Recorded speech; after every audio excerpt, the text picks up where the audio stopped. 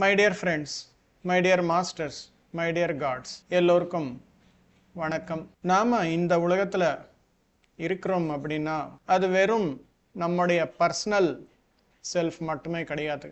ஒரு lower self, ஒரு higher self இருக்கும் அப்படின்ற விஷயம் எல்லாருக்குமே தெரியும். அதே மாதிரி நம்முடைய பர்சனல் செல்ஃப், அதாவது நம்ம வீட்டுக்குள்ள இருக்கும்போது நாம் எப்படி இருப்போம், கொஞ்சம் ஃப்ரீயாக இருப்போம், நமக்கு எப்படி தேவையோ எப்படி இருந்தால் சௌகரியமாக இருக்குமோ அந்த மாதிரி இருப்போம். அதுவே நம்ம வெளியே போகிறோம் அப்படின்னா அங்கே எப்படி இருப்போம், தனிப்பட்ட ரூல்ஸு, தனிப்பட்ட சில லிமிட்டேஷன்ஸ் எல்லாமே இருக்கும் சோஷியல் லைஃப்பில். அந்த விஷயங்கள் எல்லாமே மனசில் வச்சு அதுக்கு தகுந்த மாதிரி நம்முடைய வாழ்க்கை என்பது வெளியே எப்படி இருக்கும் அப்படின்னா அதுதான் நம்முடைய சோஷியல் செல்ஃப் அப்படின்னு சொல்லுவாங்க. இந்த சோஷியல் செல்ஃப் அப்படின்றது எப்படி உருவாக்கும் அப்படின்னா நம்முடைய குழந்தை வயசுல இருந்து நம்முடைய என்விரான்மெண்ட், நம்முடைய வீட்டுக்குள்ள இருக்கும் சூழ்நிலைகள், நாம படித்த ஸ்கூலு, நம்முடைய ஃப்ரெண்ட்ஸ் சர்க்கிள், நம்முடைய பழக்க வழக்கங்கள் எல்லாமே டிபெண்ட் ஆகும். ஒரு குழந்தைக்கு டாக்டர் படிக்கணும் அப்படின்ற ஆசை இருக்காது. ஆனா அவங்களுடைய தாய் தந்தையார் வந்து டாக்டர் படித்தா உன்னுடைய வாழ்க்கை நல்லா இருக்கும், ஒரு சைடில் சேவை என்பது செய்யலாம், இன்னொரு சைடில் காசு சம்பாதிக்கலாம் அப்படின்ட்டு ஒரு எண்ணம் அந்த குழந்தையுடைய மனசில் உருவாப்பாங்க. அங்கிருந்து அந்த குழந்தை என்ன செய்யும், எனக்கு ஒரு ஆர்டிஸ்ட் ஆகணும், நான் ஒரு கிரிக்கெட்டர் ஆகணும் அப்படின்ற ஆசை இருக்கு அப்படின்னு சொல்றதுக்குள்ளேயே இவங்க வகை வகையான பெனிஃபிட்ஸ் எல்லாமே டாக்டர் ஆகணும் அப்படின்னா என்ன பண்ணணும், டாக்டர் ஆனால் என்னென்ன பெனிஃபிட்ஸ் கிடைக்கும் அப்படின்ற விஷயங்கள் எல்லாமே சொல்லினே இருக்கும்போது அந்த குழந்தை ஒளிய வச்சு அந்த அவனுடைய விருப்பங்கள் எல்லாமே சொல்ல முடியாமல் ஒரு நேரம் வந்ததுக்கு அப்புறம் என்ன ஆகும், டாக்டர் படித்தாதான் வாழ்க்கை, இல்லை என்றால் நம்முடைய வாழ்க்கை வீணாக்குது அப்படின்ற ஒரு சூழ்நிலை, அப்படின்ற ஒரு சாலிட் எண்ணம் என்பது கிரியேட் ஆகும். அப்போத்திலிருந்து அந்த குழந்தை பெரியவன் ஆனதுக்கு அப்புறம் கூட படிப்பான், ஏதோ ஒரு விதத்தில் கஷ்டப்பட்டோ இல்லை விருப்பப்பட்டோ ஏதோ ஒன்று பண்ணி டாக்டர் படிப்பு என்பது முடிப்பான். ஆனால் வெளியே வந்ததுக்கு அப்புறம் அவனுடைய மனம் எப்படி இருக்கும் அப்படின்னா, ஏதாவது ஒரு ஆர்டிஸ்ட்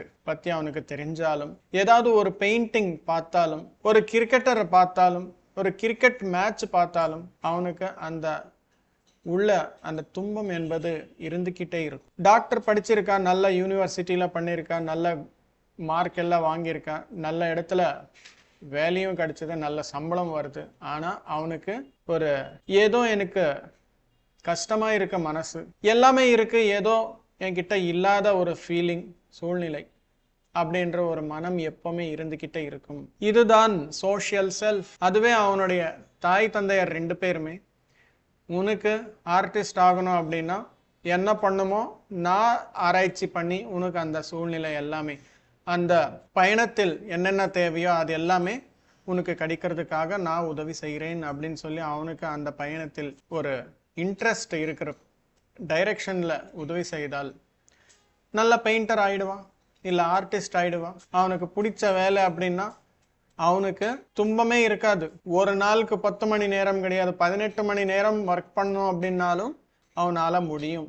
எதுக்காக அப்படின்னா இட் இஸ் இஸ் பேஷன். ஆனால் இங்கே சோஷியல் செல்ஃப் அப்படின்றது ஒரு கிரியேட் பண்ணியிருக்காங்க.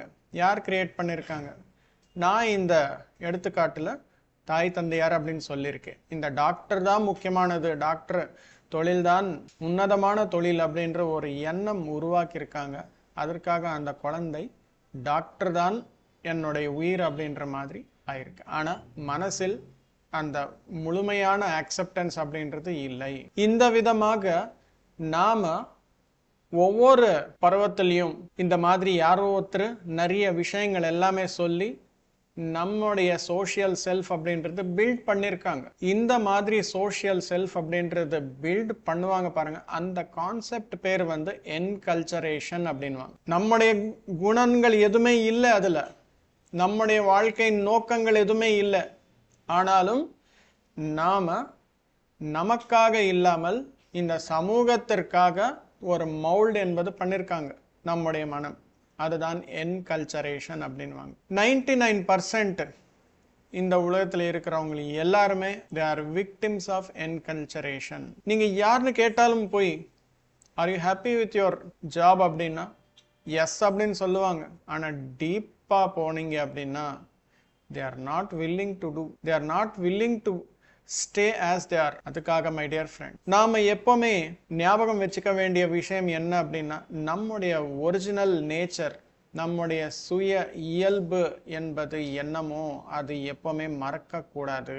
நிறைய பேர் வருவாங்க என்கல்ச்சரேஷன் பண்றதுக்காக, நம்முடைய மைண்ட் மவுல்டு பண்றதுக்காக வகை வகையான வார்த்தைகள் சொல்லி வீடியோஸ் காமிச்சு மெஜாரிட்டி ஆஃப் த பப்ளிக் இதில் இருக்காங்க அப்படின்னு சொல்லி நம்ம வச்சு நாம அந்த டைரக்ஷன்ல கொண்டு போகணும் அப்படின்னு சொல்லி பார்ப்பார். Don't be என்கல்ச்சர்.